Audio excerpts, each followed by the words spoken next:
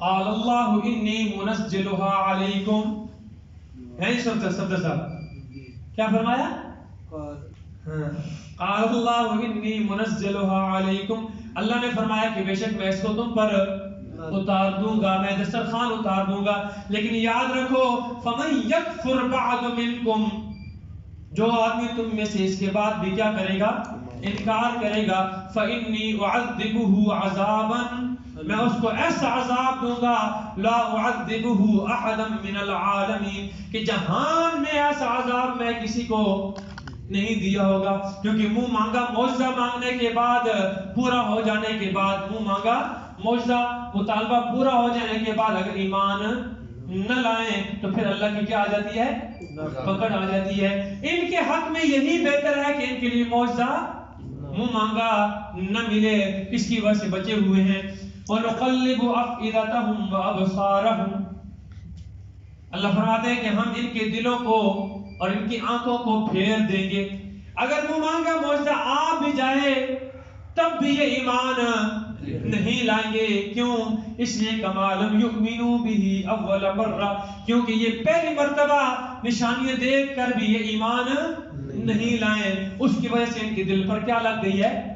مہر لگ گئی ہے۔ اب مہر لگنے کے بعد دوبارہ نشانی دیکھ بھی لیں تو ہم ان کے دلوں کو جو کہ پھیر چکے ہیں، ہم ان کے دلوں کو اور ان کی آنکھوں کو پھیر دیں گے اور یہ ایمان نہیں لائیں گے۔ وَنَذَرُهُمْ فِي طُغْيَانِهِمْ، اور ہم ان کو ان کی سرکشی میں چھوڑ دیں گے، یعمہون، کہ سرکشی میں حیران سرگردان پھر رہے ہو۔ نظر ان کو چھوڑ دیں گے اسی حالت میں کہ اپنی سرکشی میں حیران اور سرگردان پھر رہے ہو۔ تو میرے بھائیوں، اللہ کا شکر ادا کرو، قرآن کو سمجھو، قرآن کو سمجھو۔ آگے دیکھو نا، اگلی آیت میں آگے 8واں سپارہ شروع ہے، وَلَوْ أَنَّنَا نَزَّلْنَا عَلَيْهِمُ الْمَلَائِكَةَ، اللہ کیا فرماتے ہیں؟ اگر ہم ان کے اوپر فرشتے اتار دیں، وَكَلَّمَهُمُ الْمَوْتَى، اور مردے بھی ان سے بات کرنا شروع کر دیں، وَحَشَرْنَا عَلَيْهِمْ كُلَّ شَيْءٍ قُبُلًا، اور ہم سب چیزوں کو ان کے سامنے لا کر کھڑا کر دیں، مَا كَانُوا لِيُؤْمِنُوا، یہ پھر بھی ایمان نہیں لائیں گے۔ اللہ نہیں جانتا؟ اور جو اللہ مجھے اور آپ کو پیدا کرنے والا ہے، اس اللہ کو نہیں پتا کہ کون ایمان لانے والا ہے کون ایمان لانے والا نہیں؟ سمجھ آ رہی؟ یہاں پر ایک سوال پیدا ہوتا ہے،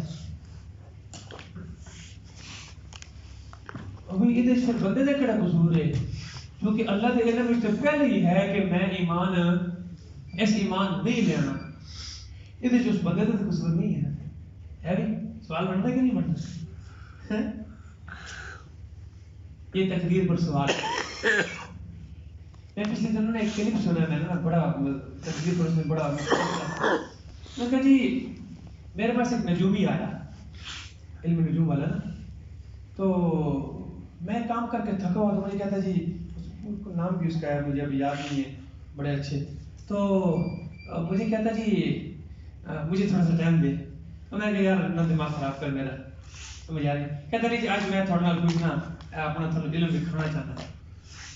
میں کہا اچھا، میں اپنے کم میں مصروف سا تے میرے سامنے نا اس ایک کاغذ رکھا، ایک کاغذ اس پہ رکھا نا، میں کہا اتوں نا اینا چو ایک جگہ سے نشان لاؤ، ایک جگہ، اور پھر مجھے کہتا ہے کہ مجھے پتا ہے کہ آپ نے نشان کہاں لگنا ہے،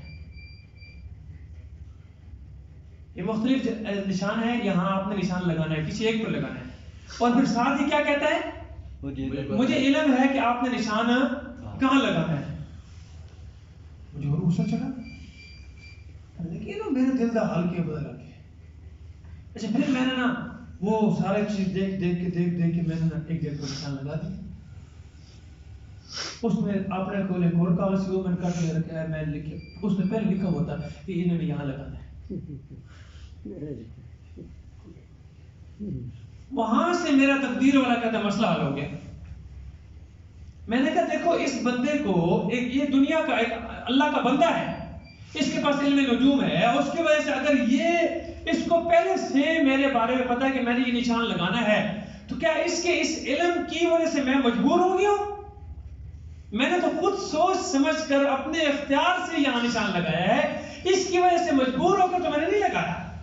بس یہی تقدیر ہے. اللہ کے علم میں پہلے سے ہونا کہ اس بندے نے یہ کام کرنا ہے، کیا اس کی وجہ سے وہ بندہ مجبور ہو جاتا ہے؟ نہیں، وہ تو بندہ اپنے اختیار سے کر رہا ہوتا ہے. جتنے بھی ہم کام کر رہے ہیں، جتنے بھی ہم نے کام کیے ہیں، آج تک کوئی آپ ایک کام بتا دیں کہ آپ اللہ کے اس علم کی وجہ سے مجبور ہو کر کیا؟ ہمیشہ آپ یہ نہیں کہتے اور جی میں اگر یہ نہ کرتا نا ادھر نہ چلتا ہے نقصان. وہ جب آپ اس طرف سے جا رہے ہیں وہ کیا مجبور ہو کر گئے ہیں؟ کوئی زبردستی لے گیا ہے؟ خود اپنے اختیار سے کرتے کہ نہیں کرتے؟ بس اسی اختیار کے اوپر انسان کی کیا ہے؟ پکڑ ہے. اسی اختیار کے اوپر انسان مجبور نہیں ہے. اللہ کے علم کی وجہ سے، اللہ کی تقدیر کی وجہ سے انسان مجبور نہیں ہے.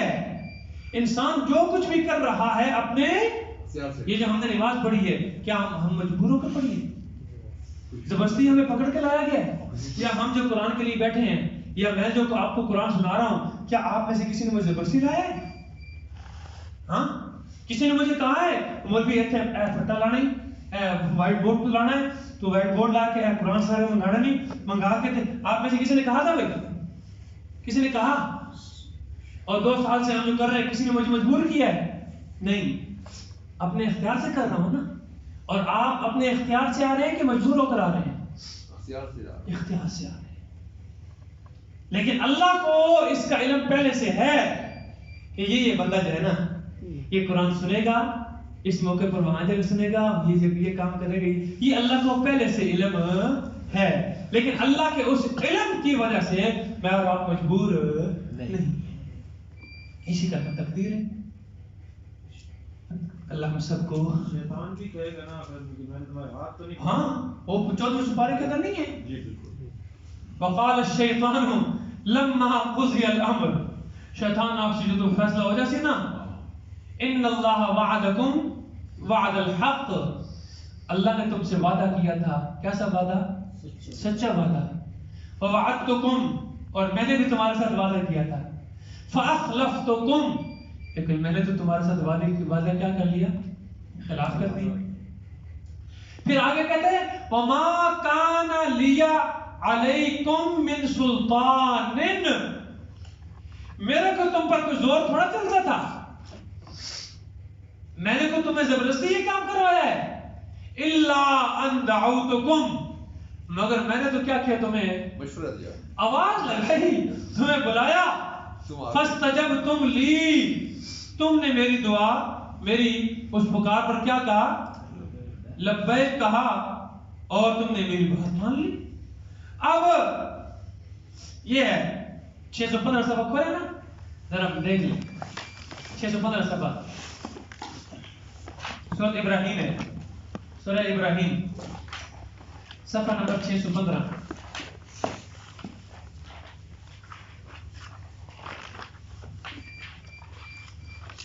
مل گیا جی؟ یہ رکوع نمبر 15 ہے، آگے نیا شروع ہو رہا ہے. وقال الشیطان، اور کہے گا شیطان، لما قضی الامر، جب فیصلہ ہو چکے گا، ان اللہ وعدکم وعد الحق، بے شک اللہ نے تم سے کیا کیا تھا؟ وعدہ کیا تھا. اور وعدہ بھی کون سا؟ سچا. ووعدتکم، اور میں نے بھی تمہیں ایک وعدہ دیا تھا. فاخلفتکم، جسے میں نے تم سے کیا کر دیا؟ جھوٹا کر دیا. وہ جھوٹا تھا، میں نے خلاف ورزی کی اس کی. آگے کیا کہہ رہا ہے؟ وما کان لی علیکم من سلطان. سب سے صاحب دیکھو، دیکھو کتھے؟